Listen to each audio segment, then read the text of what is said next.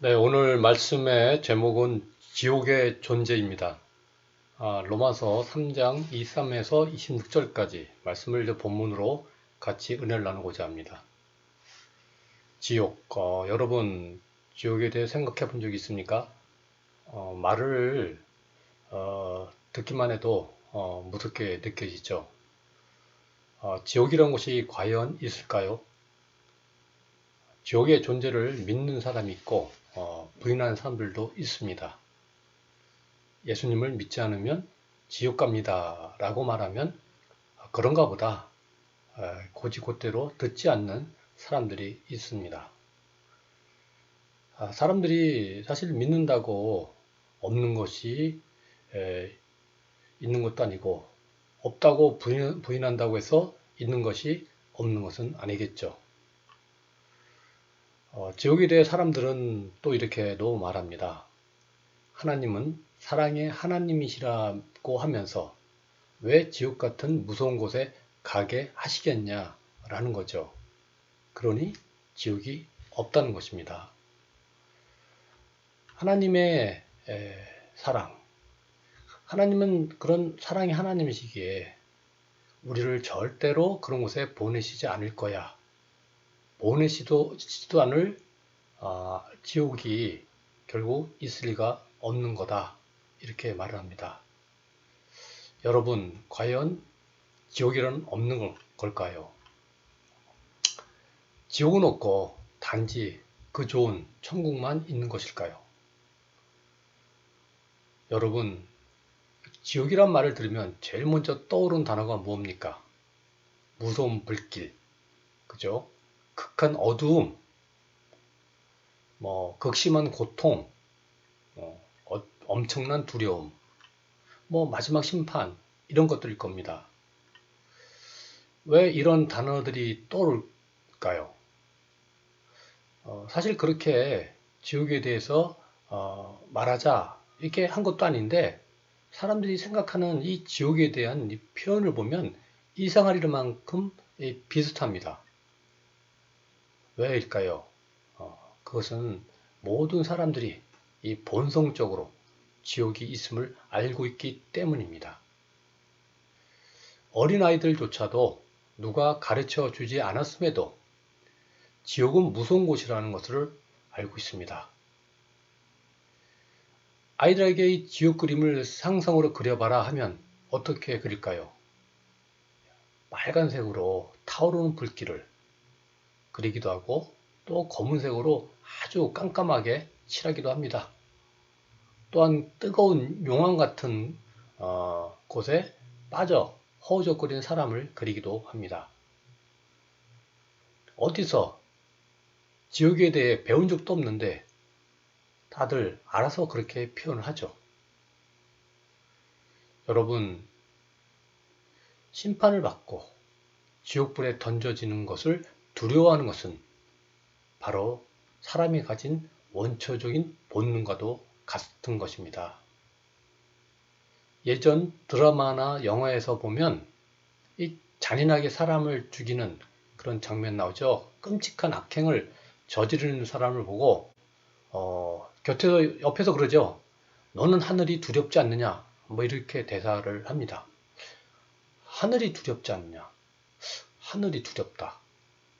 아니 여러분, 하늘 푸르고 환하잖아요. 그 하늘이 왜 두렵습니까? 그 말의 의미는 저 하늘이 아니라 하나님이 무섭지 않느냐라는 것이죠. 그러니까 하나님이 보고 계신다. 하나님이 너를 가만히 놔두시겠냐? 이런 뜻입니다. 결국에는 하나님이 심판이 있다는 것을 믿고 있다는 뜻이죠. 아무리 악한 사람이라도 마지막 순간에 이르렀을 때는 이 심판에 대한 원초적인 두려움 때문에 떱니다. 죽음을 너무도 무서워하죠. 심판은 곧 심판 이후 있을 형벌, 바로 영원한 지옥에 떨어지는 것을 의미하기 때문입니다. 영화나 소설들도 보세요. 그 내용을 관통하는 기본적인 사상이 뭡니까? 스토리가 아주 다양하지만 결국 보면 착한 사람이 상을 받고 악한 사람은 벌을 받는다. 그런 내용입니다. 그러니 착하게 살아라. 그 말이죠. 선을 권하고 악을 징계한다는 것, 곧 권선징악이란 말 여러분 들어봤죠. 또 선한 사람들에게는 상이 있고 악한 사람에게는 벌이 있다. 이런 말도 있어요. 그러니까 그 말을 사자성어로는 상선벌악이란 말입니다. 그러니까 선하게 살든지 악하게 살든지 지금은 아닐지라도 결국 거기에 맞게 보응이 따른다는 거죠. 사기치고 불법적으로 돈을 버는 아버지일지라도 자식에게만큼은 어떻게 말합니까? 착하고 바르게 살아라 그렇게 말합니다. 죄가 나쁘다는 걸 이미 알고 있는 거죠. 알코올 중독자라도 아들에게는 술을 절대 먹지 말라고 권합니다. 이렇게 착하고 올바르게 사는 것이 맞는 것임을 누구나 다 알고 있다는 거죠. 그런데 하물며 여러분, 하나님께서 선을 좋아하지 않으시겠습니까? 악한 것을 잘못이라고 말씀하지 않으시겠냐는 거죠. 학교에서도 중간고사, 기말고사 등 어느 정도 수업을 하고 나면 반드시 시험을 치릅니다. 그래서 그동안 잘했는지 못했는지 평가를 합니다. 하물며 한 사람의 인생이라는 정말 중요한 그 시간을 두고서 아무런 평가가 뒤따르지 않는다면 말이 안 되겠죠. 인생이 끝나고 나면 하나님의 심판이 있습니다.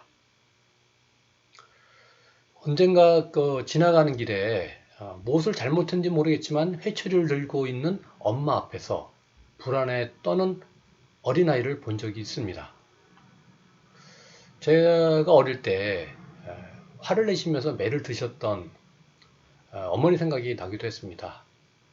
평소 그렇게 잘해 주시던 엄마가 나를 때리려고 하다니 설마 그럴까 하는데 진짜 매를 대실 때 그때는 머릿속이 아주 혼란스러웠던 기억이 납니다.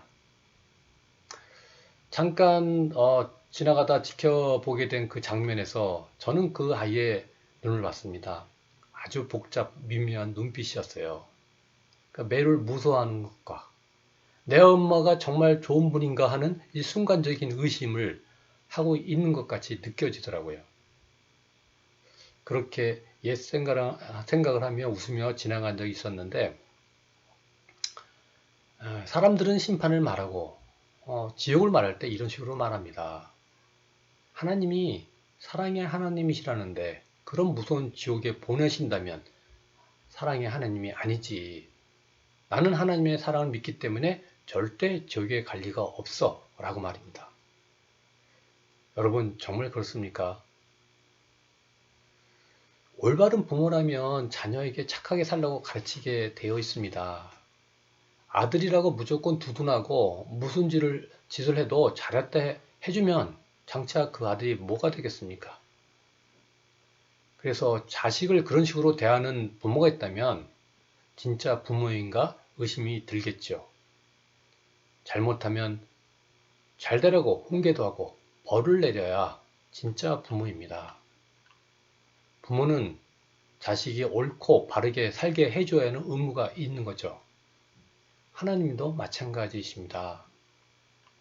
하나님은 사랑의 하나님이시지만 잘못된 것이나 잘된 것을 가감없이 판단하고 심판하시기도 합니다.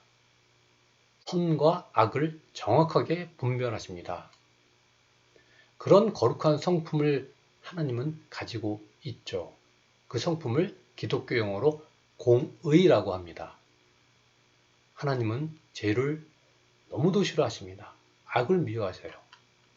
하나님은 공의로우십니다. 잘못한 것은 잘못한 거라고 경고하시기도 하고 안 되면 심판을 하십니다. 그나마 세상이 이렇게 극단적인 악으로 치닫지 않게 하는 힘이 바로 하나님의 심판이 있기 때문입니다. 좋은 부모는 벌을 주지 않는 것이 아니고 벌을 받지 않도록 미리 가르치고 고쳐주는 부모입니다. 심판하지 않고 지옥을 없애주는 것이 하나님의 사랑이 아니라 지옥에 가지 않게 해주는 것이 하나님의 사랑입니다. 이 사랑과 공의, 사실 아주 상반된 성품이죠. 사랑이 있으면 공의가 약하고 공의가 강하면 사랑이 적게 되겠죠. 사람마다 사랑이 많아 인자한 사람이 있는가 반면에 아니면 반대로 용서할 줄 모르는 엄격한 성품을 가진 사람도 있습니다. 이렇게 용서하고 위로해주는 사랑과 옳고 바르게 살게 해주려는 이 공의는 서로 상충됩니다. 상충되는데 하나님께는 이런 사랑과 공의가 함께 있습니다. 잘못을 지적하고 벌을 내리시는 아버지 같은 엄격하심과 따뜻한 사랑으로 안아주고 받아주시는 어머니 같은 자애로우심이 하나님께 다 있습니다. 시편에서는 이렇게 말씀하죠. 사랑과 진리가 서로 만나고 의로움과 평화가 포용할 것입니다. 바로 하나님 안에서 그렇다는 거예요. 하나님 안에서 사랑과 공의가 만나고 조화를 이룹니다.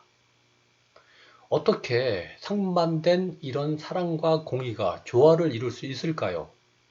참으로 신비로운 노릇입니다. 하지만 하나님이시기에 가능합니다. 하나님께만 사랑과 공의로우심이 하나가 될 수 있습니다. 말씀이 사람이 되셔서 우리 가운데서 사셨습니다. 우리는 그분의 영광을 보았습니다. 그 영광은 오직 아버지의 독생자만이 가질 수 있는 영광이었습니다. 그 말씀은 은혜와 진리로 충만해 있었습니다. 사랑과 공의, 하나님의 그 사랑과 공의가 일치를 이룬 곳, 그것이 바로 예수 그리스도, 바로 예수 그리스도의 십자가입니다. 하나님의 그 마음이 나타나셨는데 바로 사람의 모습으로 나타나셨죠. 그분이 바로 예수 그리스도이십니다. 바로 하나님의 하나밖에 없는 아들, 독생자 예수님입니다. 예수님은 사랑으로서 은혜와 공의로서의 진리로 가득 차 있죠. 바로 하나님의 사랑과 공의가 만나는 곳, 그곳에 십자가가 있습니다. 이 말씀이 무슨 뜻일까요? 죄로 말미암아 심판에 이르고 지옥에 갈 수밖에 없었는데 하나님의 은혜로 예수님이 대신 십자가에 죽으심으로 우리 모든 죄가 사함받은 것입니다. 오늘 읽었던 본문 로마서 말씀이 그것을 잘 표현해주고 있습니다. 모든 사람이 죄를 범하였습니다. 그래서 사람은 하나님의 영광이 못 미치는 처지에 놓여 있습니다. 그러나 사람은 그리스도 예수 안에서 얻는 구원으로 말미암아 하나님의 은혜로 값없이 의롭다는 선고를 받습니다. 하나님께서는 이 예수를 속죄 제물로 내주셨습니다. 그것은 그의 피를 믿을 때에 유효합니다.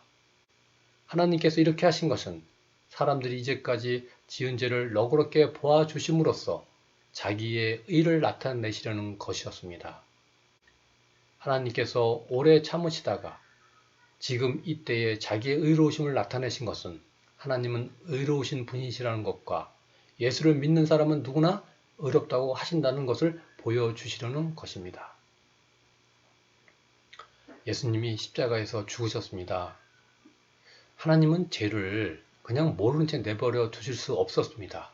그것이 하나님의 공의죠.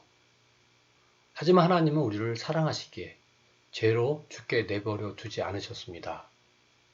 그래서 결국 우리의 죄값을 치르기 위해 예수님께서 십자가에서 대신 피 흘려 죽으시도록 하신 것입니다.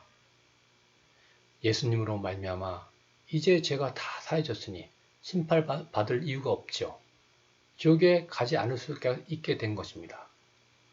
하나님의 그 사랑과 그 공의가 둘 다 만족하게 된 것입니다.